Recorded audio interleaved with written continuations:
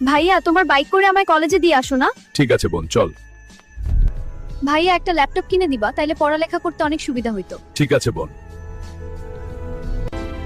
এই প্রথম আমার ছোট বোন আমার কাছে কিছু চাইছে, তারে যেমনে হোক দিতে হবে।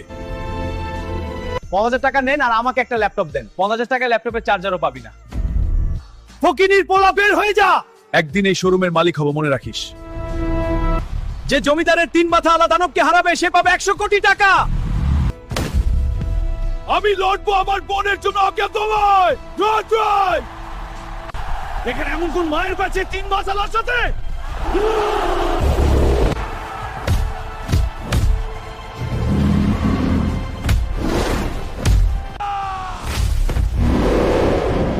বন্ধুরা, তোমরা সবাই বাইক টানতে পারবে।